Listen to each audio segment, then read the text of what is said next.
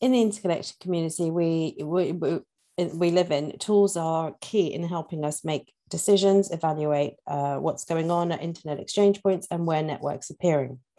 Today, I'm excited to introduce you to Susan Forney of Hurricane Electric, who will give us some insight into how best to use the tools available in the community.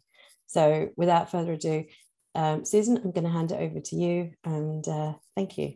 Good morning, afternoon, and evening, everyone. Let me see if I can make my slide share properly. There we go. All right. I am very happy to be with you here today. As they said, I'm from Hurricane Electric. And what I wanted to do today was talk about the tools that we have available on the internet that might make your job peering on an internet exchange a little bit easier. Make this go. Okay, so to start out with, peering between networks is certainly a time-honored practice. It's been around for literally decades. But getting the most out of an internet connection can be a little bit more complicated. Peering connections take time, money, and effort to set up. But all of the information that you need can be even harder to find if you don't know where to look. The industry has adopted some best practices to make peering work better. There are a lot of internet exchange points to choose from. There were 694 on the IXPDB database when I looked this morning. And it seems likely that you're going to be able to, with that many, you'd be able to find one that's right for you. In return for peering on an internet exchange, we're asked to do a couple of things: secure our routing and be easy to contact. And so with that in mind, let's see how we can do that. So first, I just wanted to start out by talking about why you'd maybe want to be on an internet exchange. Peering with other networks has a lot of obvious advantages. First, exchange keeps local traffic local. This is going to lower latency for those networks that you can peer with. And lower latency translates into a better experience for your users. So that's good. Peering on an internet exchange also can reduce operating costs, which is usually top of mind for people who join an internet exchange. But you have to invest your money wisely. And lastly, they build your local internet community. Internet exchange points are great places to meet other network operators just like yourself, so that you can collaborate to solve common problems and reach shared goals. So as you can see, there's a lot on the line with being in an internet exchange. Fortunately, we have free tools that we can make that task easier, which is why I'm here today. And we're going to look at the ones that can help you. You can find and evaluate an internet exchange point. You can discover networks that might be good peers. You can secure your routing, and you can find and maintain contact information for peers. And at the end, we're going to talk about how to use all of this information a little more effectively. So the first tool we're going to talk about today is the IXP database. And the IXPDB has directories that can help you find the right exchange. The first one is the IXP Directory. I know, surprise there. ASN Directory to find different ASNs that are out there that you might want to peer with, a route server directory, and a switch directory. So let's start at the beginning of the IXP database page. They have a home page. If you go to ixp.euroix.net, you can find it. And yes, there will be a test, but I have the links to the tools on the resource slide at the end of the presentation. So don't worry, you don't have to study. So when we start out, we see that there are 5 sections that will give you status on the top IXPs. And you kind of see the first one at the top here, IXP by connected ASNs. They also show you the newest IXPs in the database, breakdown of ASNs by region, and tables about network hardware on IXPs, and an aggregate traffic graph. So let's walk through those. The first one is the one we could see the very top of, the IXPs by connected ASNs. And that one shows us each IXP and by name, and that has the city, the country, when it was last updated into IXPDB, whether or not it has an API available, if it has traffic graphs or not, if it is manners compliant or not. Okay, now if we look at the top of this graph, we see that IXBR in Sao Paulo is the largest IX by members, and it has more than twice as many members as any other IXP that we see in this list. And that's because the internet is simply exploding in Brazil. And it has shown up by making IXBR in Sao Paulo the largest IXP in the world. The second one is DKIX Frankfurt, which also is the largest IXP in Europe. And if you're going to be anywhere and you want to be in the largest one, then Frankfurt is probably the place you want to be. The third one on the list is AM6 in Amsterdam. And this for a long time was the largest IX in Europe. And it's still a very important internet exchange. And then we round out the list by links in London and EPIX in Katowice. And then the sixth one on the list is kind of interesting too, NAP Africa in Johannesburg. And that IXP didn't even make the top 10 2 years ago. But like Brazil, the internet is exploding in Africa, and Johannesburg is an extremely active area on the internet with lots of network operators and exchange participants.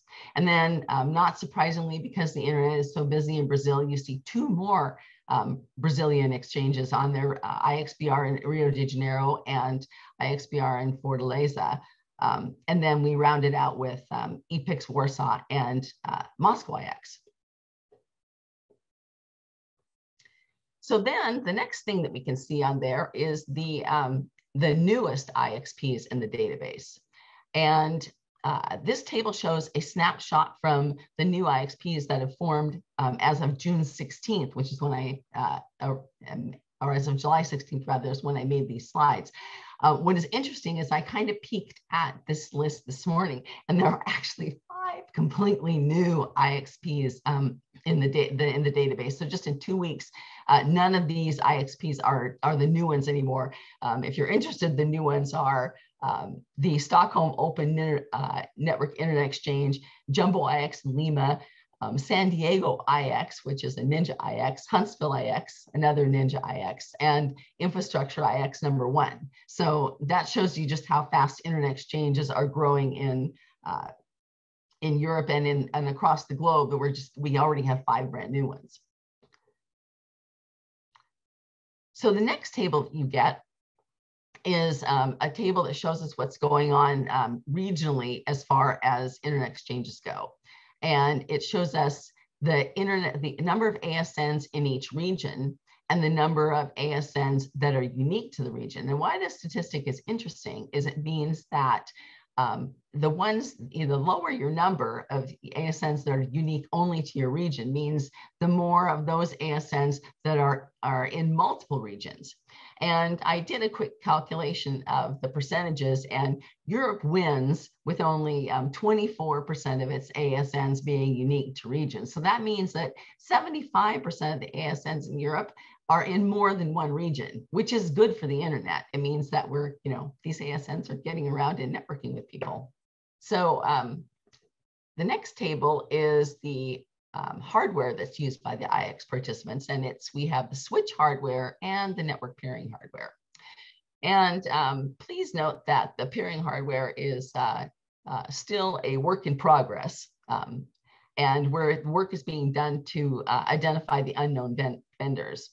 The table on the right shows which network hardware shows up most frequently at the internet exchanges, and not surprisingly, it's led by Juniper and Cisco, and you probably were not shocked to hear that. And then the last graph that we get on the home page is the aggregate traffic. And this shows, in the red, shows the maximum outgoing traffic, aggregate traffic from internet exchanges, and the blue lines show the average outgoing traffic. And what's interesting about this graph is that it shows how much the internet exchanges, how much traffic is going across the internet exchanges and how it's constantly growing. So it's kind of a nice thing to look at. You're into a little bit of network trivia. So now, if we go to the 4 directories that we talked about earlier, we have the IXP and ASNs and switch and router databases. And what we're going to look at first is the IXP directory, which is the heart of the IXPDB. And this is this slide I have here is the first page. And here we're going to get a list of all of the 694 IXPs in the database, sorted alphabetically by default. Let's take a look at the features in this database. The first column you see is compare, and that's a useful feature that I'm going to talk about more in more detail in a minute. But as you probably guessed, it allows you to compare IXPs with one another. The IX-F ID is the unique number that IXPDB uses for each IX. And if you're an IXP, you get this number from your IX so that you can add things to your IXPDB profile. Name, of course, is the name. City is the city where the exchange is located, and country is the country where it's located. Last updated tells us the last time information was added to IXPDB. And then the next 3 columns are check marks that indicate if the IXP has an API with IXPDB, traffic information, and if the IXP is manners compliant. And if you don't know what manners is, or which stands for Mutually Agreed Norms for Routing Security, check out their website at manners.org. It's a really good thing to read about and to know. Okay, at the top of the page, we have a useful sort feature that allows us to filter the IXPs that we see. The first box is obvious. It's going to allow us to sort by name, city or country, or the XFID number, if you know that. And if you hover over the checkboxes, as I have done in the snapshot, each one of them is explained. If you only want to see exchanges that have an API, you can check that box. If you want only ones that add traffic to IXPDB, you can check that.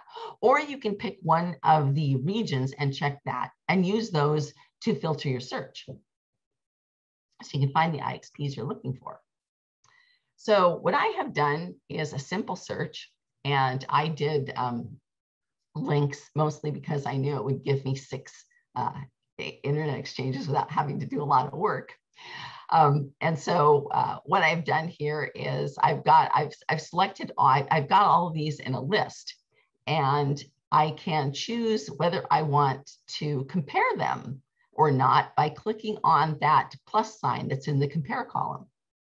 And I can look at, right from here, I can see a little bit of information about these internet exchanges. But if I click compare, it's going to be a little bit more fun. We're going to get to see more. And here I can see all of the number of locations these exchanges are in, whether or not they're manners compliant, whether the type of internet exchange they are, the joining requirements, the links to those things, all the kind of things that would be really interesting for you to know if you were trying to decide which one of these exchanges that you wanted to belong to. So the IXPDB also has the ASN directory mentioned earlier, the route server directory, and the switch directory. So let's take a look at the ASN directory. And this is the first page for the ASN directory. And it looks a lot like the IXP directory, except, of course, we have ASNs in the list. And we have a few different columns. So as you would expect, the ASN number is in there, network name, the type of network it is. And then the IP address column is going to show you all the IP addresses that the ASN has on internet exchanges. So like the first one in the list, Exatel, isn't on any internet exchanges, so it doesn't have any IP addresses. Similarly, it shows you the MAC addresses on those exchanges. And again, you know, if it doesn't have them with blank. If it does have them, if you go into that column and you scroll, you can actually scroll through the number of addresses. For instance, number 42 Packet Clearinghouse is present on a large number of exchanges. And so you would have a lot of things to scroll through under Packet Clearinghouses, whereas Rutgers University is not present on very many exchanges. And so it doesn't have very many things to scroll through. Now, the filter box at the top is going to allow you to filter networks. And just like, and the other thing that's interesting about this too is that you can actually export what you find to a CSV file, which is really handy if you want to use this information later. At the top, you have the same gray search box. In this one, you just get to pick whether you want the ASN, participant, and city name, and that's how you can search for things.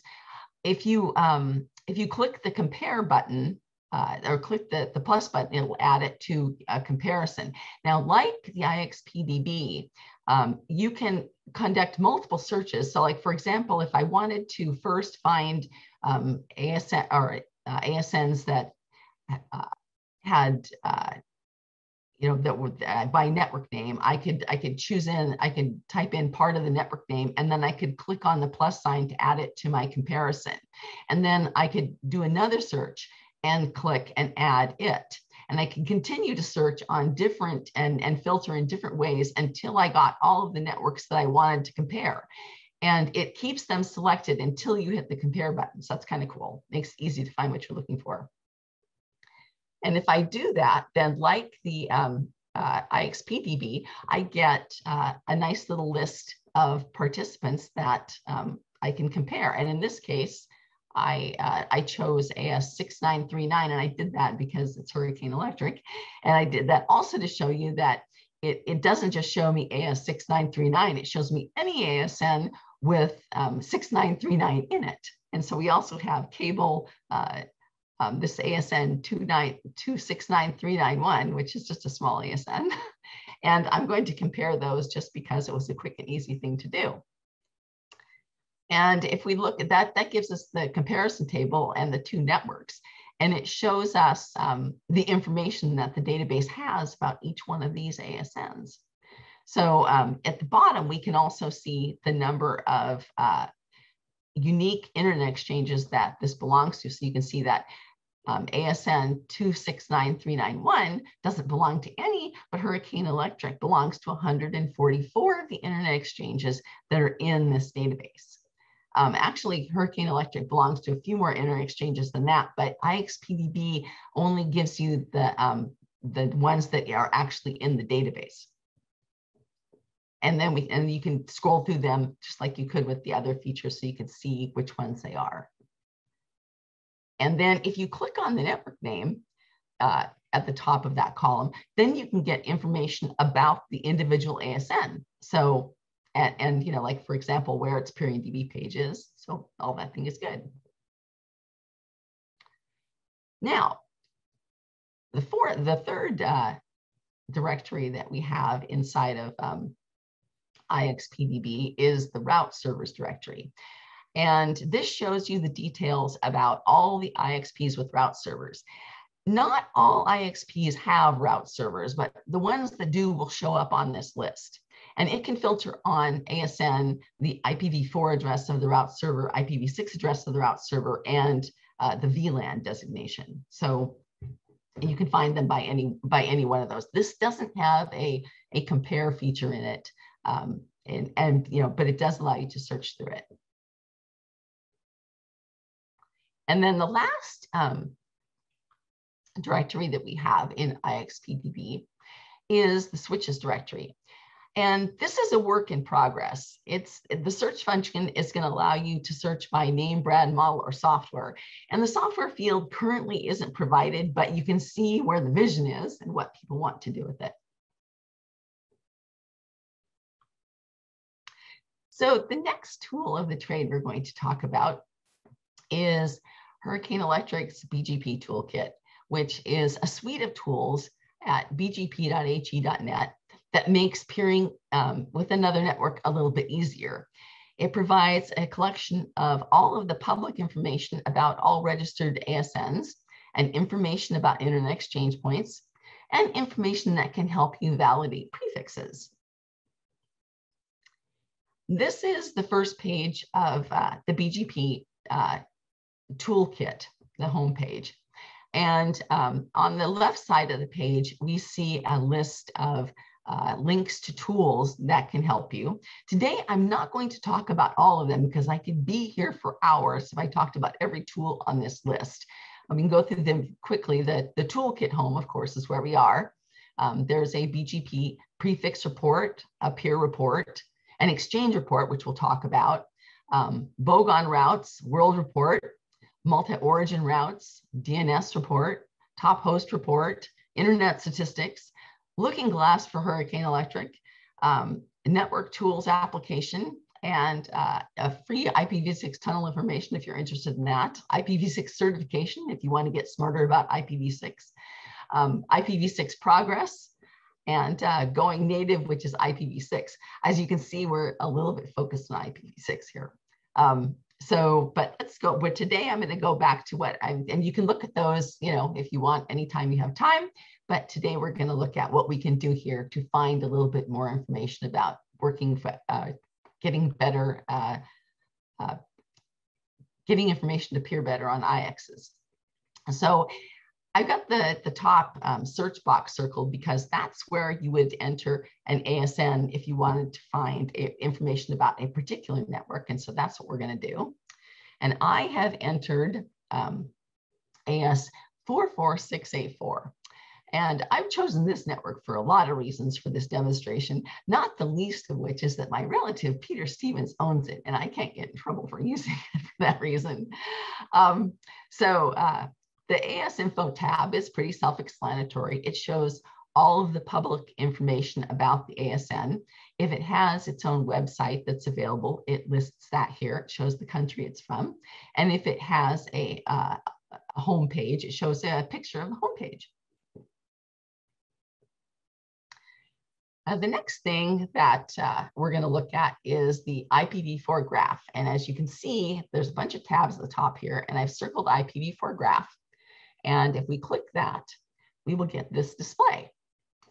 Now, this display is a graph of how AS 44686 gets to its upstreams. And it shows you the path, how it gets to all of the tier 1 ISPs. So you can see how it advertises its route and propagates them across the internet. If the line is heavier, it means that's where the bulk of the prefixes for this network are seen. We don't use internal information for this graph. Hurricane Electric uses information that it gets from RIPE-RIS and global route servers like route views. That's how we find this information. And so it seems, you think, how could they know this stuff? But really, it's just crawling through BGP tables and extrapolating this information. So, but it is very, it's nice to be able to see where your peers are if they have common upstreams, which could be interesting for you if you're trying to pair with them. The next tab I'm going to look at is the IPv4 prefixes tab. And this shows you what prefixes the network has registered in IRR and in RPKI. If there is a valid, it also shows you what networks it's announcing, period. So if there is nothing by the prefix name, if there's no green key or no green check mark, it means there's no IRR record, but it is seen on the internet as announced by this particular ASN. In this case, AS 44684 is a very good internet citizen, and it has not only a IRR route object for every single one of the prefixes it announces, but it also has an RPKI ROA, which is good. And so every network that has an RPKI ROA will, or prefix has an RPKI ROA, you'll have a green key after it. And if it has a valid route object, it'll have a green check mark by it. And this way, you know what prefixes that you can expect to see from an AS that you are trying to peer with, and whether or not they have been validated by origin. Now, the next tab we're going to look at is IPv4 peers. And this tells you what other networks that this ASN is peering with. And so you can, or use this as an upstream, either one, because obviously from a BGP table, you can't delineate the exact nature of relationships.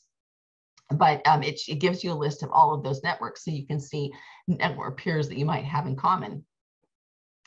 Then the next tab that I'm going to show you is the Who Is tab. And now you can see partially why I picked Mythic Beasts for this, because Mythic Beasts has a really cute illustration of Mythic Beasts in its remarks section. So it makes it a little more interesting to look at. But it will show you all of the information that is publicly available for Who Is for this network.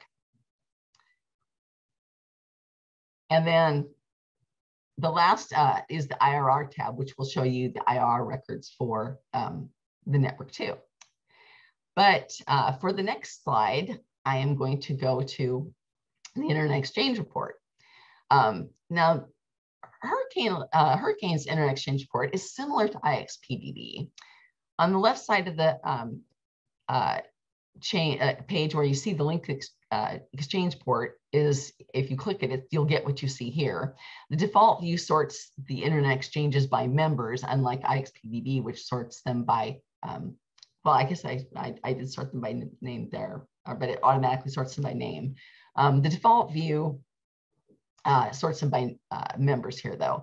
And if you would like to look at them by alphabetically by country or city or by data, any of the fields here, you can click on them and it will sort on them. If you click on a particular exchange, you can get information about the Internet exchange. And the exchange website, the statistics page, if they have one, are listed at the top, along with contact location and contact information and the location.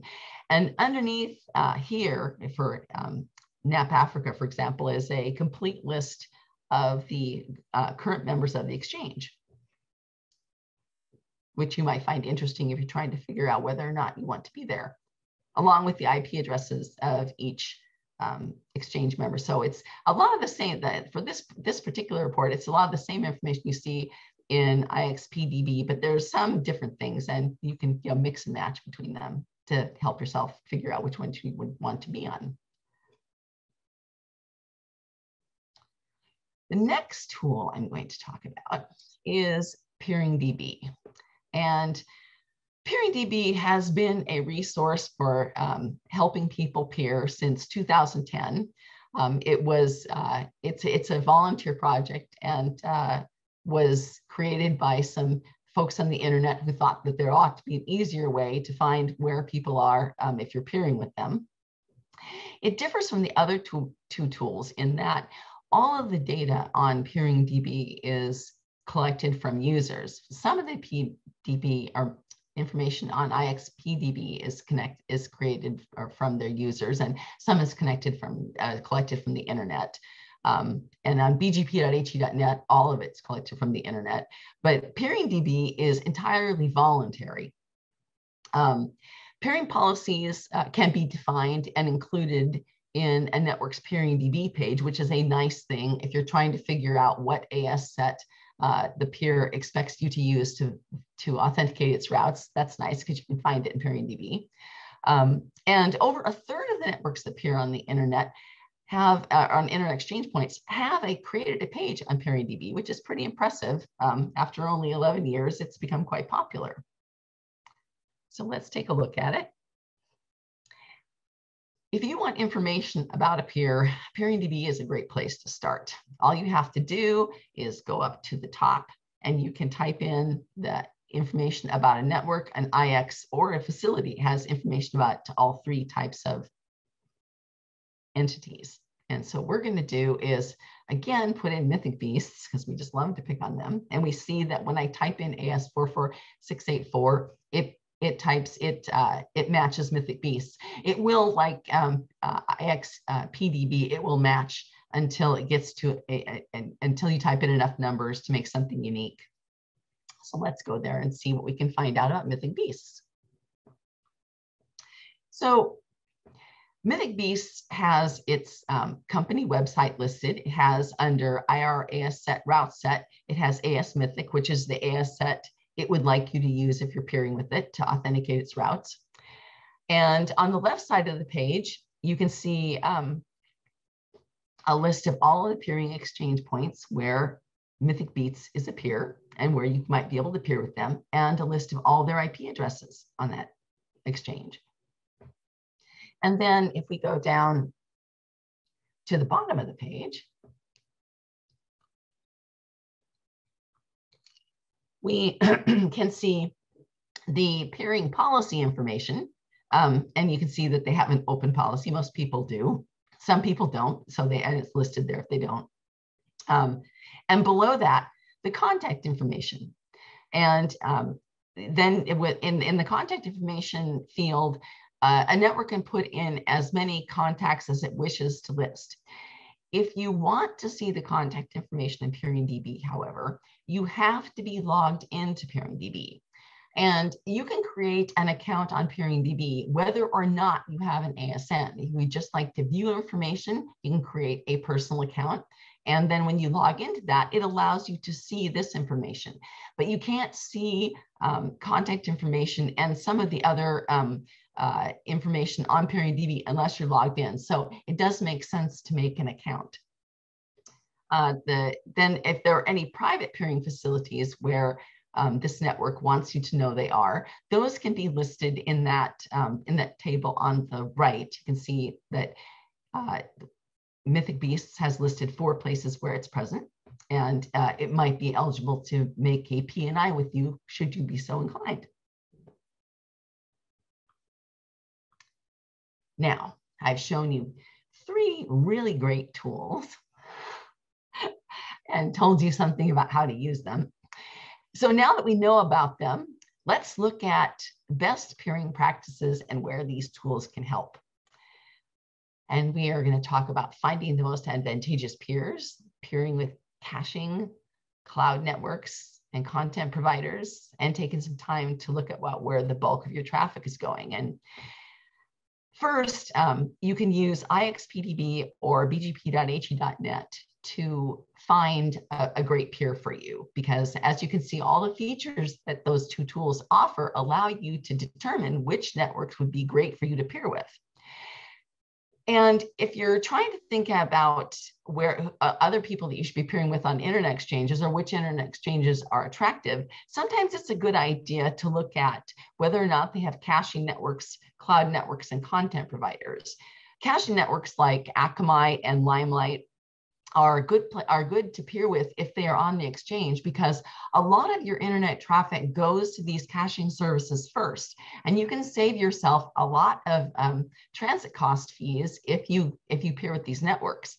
Cloud networks have obvious advantages, especially if you're a customer of a cloud network like Amazon or Google or Cloudflare. A lot of those companies peer on a lot of exchanges, and if you're their customers or you have users that are customers, that can save you a lot of money in transit costs. And then content providers, of course, your streaming providers and anybody else who provides content on the internet that your users are going to download a lot of, those are good to peer with if you can find them on your exchange. And then you also, to get the most out of your investment, you should figure out where your traffic is going. And NetFlow and SFlow can help you with this to see where your traffic is going. Sometimes it's not going where you think. A story I like to tell is about a university one time that I was trying to help peer on an exchange. And of course, you would think, well, they would want to peer with other universities and research organizations because, of course, the university would have a lot of traffic like that, and it does. But then we decided that we only had a gig interface, and we wanted to find out where it was going to do the most good. So we thought, well, maybe we should just do a little bit of research. And so we turned on SFlow. We found out that they were going to need a lot more than a gig, because about 3 gigs of this university's traffic, external traffic, was going to Netflix. So they upgraded to a 10 gig connection and found an exchange where they could peer with those streaming providers, and that ended up saving them a lot of money. But it just goes to show that until you look, sometimes you don't know where everything is really going, and it can be very lucrative to find that out. So peering works best when everyone is a good internet citizen. And so that's why we encourage you to be easy to contact by keeping up-to-date information about your routing and your contact information. This is where PeeringDB really shines. You can put all of that information there. And then in the case where somebody is doing something naughty or spamming, or there's a DDoS attack going on, you can contact these, you can be contacted, or you can contact other users on PeeringDB so that you can solve these problems. Of course, you should be keeping all of your IRR records up to date. The internet is not what it used to be. A lot of people are filtering on IRR records and haven't deployed RPKI ROA origin validation.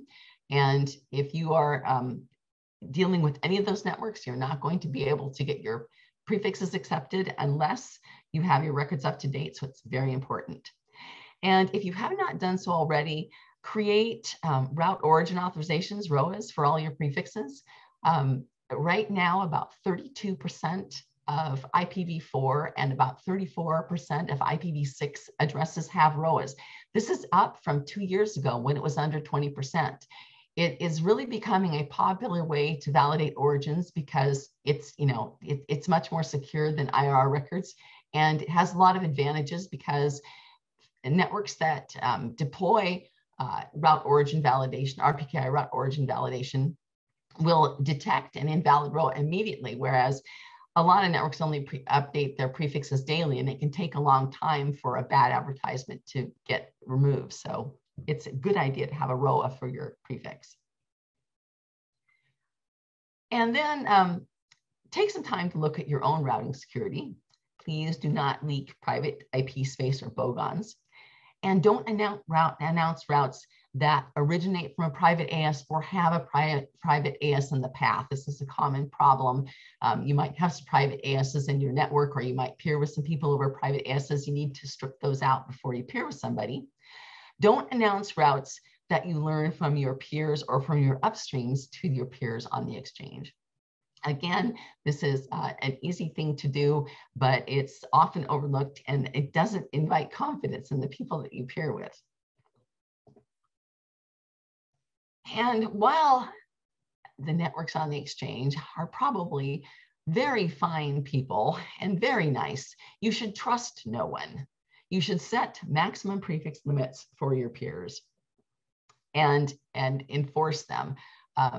My favorite story about the internet is back when I used to work at Microsoft, when I met this small ISP provider in the data center one morning, crawling out of the elevator looking like he hadn't slept all night, because he hadn't slept all night. And it was because one of his peers had advertised the internet to him, and it took down his whole network. And I asked him, I said, didn't you have maximum prefix limits set for your peers? And he said, I do now. So let that be a lesson to you. Set those maximum prefix limits and don't let it happen to you. Filter the routes to accept only routes that are valid from your peers' ASs. Again, these tools will help you find those things. It's not hard to create these filters, and it saves a lot of headaches. Deny private ASNs, private IP space, and bogons so they don't show up in your feeds. And consider using AS path filters to further ensure against leaks. And an AS path filter is where you take the ASNs of the large upstream providers like Hurricane Electric, Telia, Cogent, Verizon, all of the big ISPs, and put them into a path filter so that you don't accept routes from your peers that have those ASNs in the path. And that'll keep you from accidentally getting internet leaks. So in summary today, I would like to say that if you have not done so already, please join an internet exchange point. It's where you can get a lot of benefit in the internet community. You can learn a lot of things. You can save a lot of money. You can improve your user experience, and you won't regret doing it. And then take advantage of the free tools that we talked about here to peer more effectively. So I would like to thank you today for your kind attention. Do you have any questions? Thanks, Susan, for that great presentation. Do we have any questions from the audience? I see something here from Aaron, if you want to say this, the question yourself, you can do, by the way. I'll read this out. I don't really understand how peering on an IXP has reduced cost than using transit. If I remember correctly, IXPs charge more money than transit providers. Of course, if we're big enough, we can directly connect, that is Netflix's facilities, and pay basically nothing for this traffic. Okay, so I actually do a whole presentation about peering economics, but to sum it up in a nutshell, if you compare, I do a detailed comparison. I don't have the slides here, but if you compare the cost of joining an internet exchange with the price per bit of an IXP, it is true that you have to be careful because you do have a commit price for your ISP. You've got to meet that, not for your IXP. You have a commit price for your transit provider, and you have to meet that. And you have to make sure that you aren't losing more traffic from your transit connection that you're paying for anyway when you go to an internet exchange point. But it does depend on your economy of scale whether or not an IXP will work for you or not, in some cases as far as transit.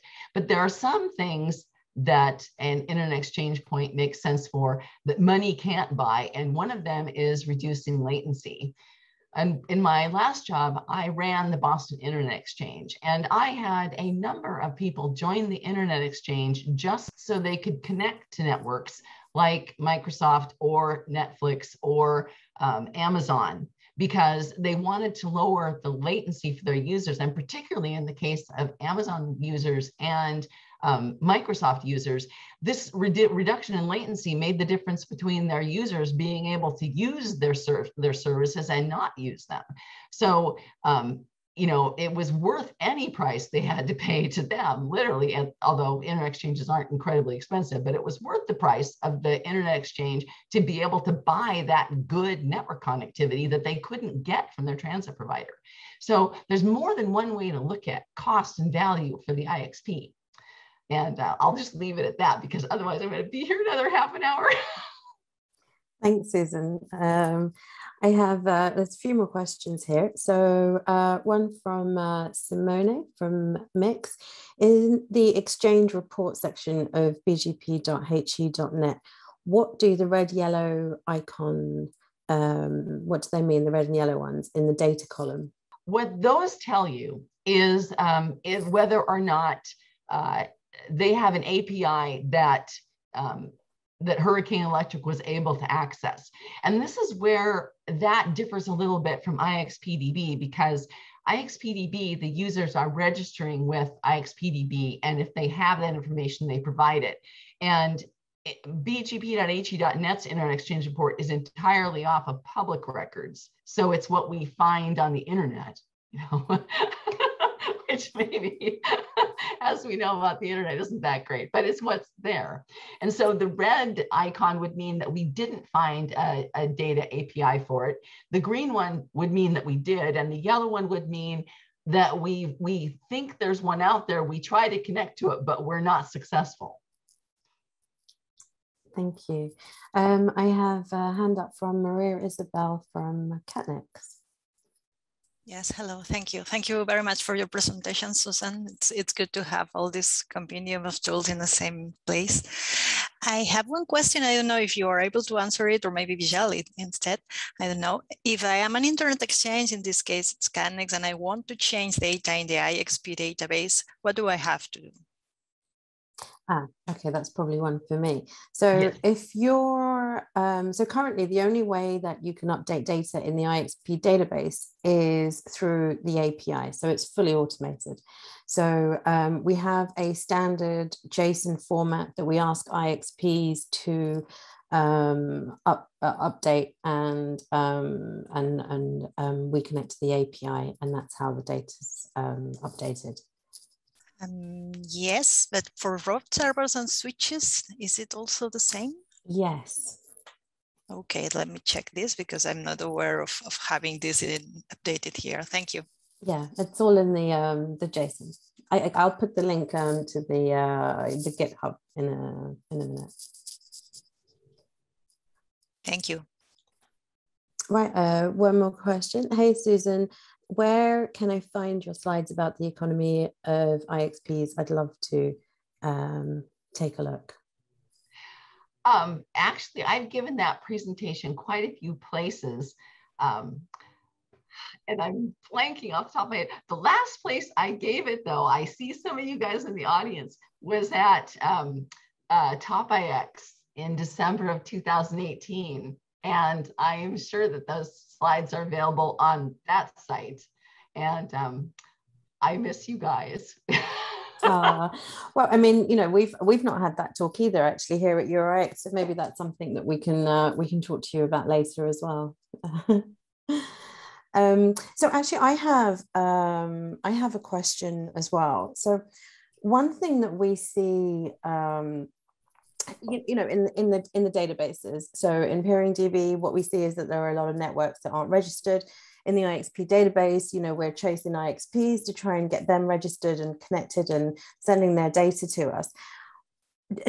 What do you think or is there anything that we as a community can do to kind of, well, first of all, encourage or motivate people to keep their data updated in the relevant databases?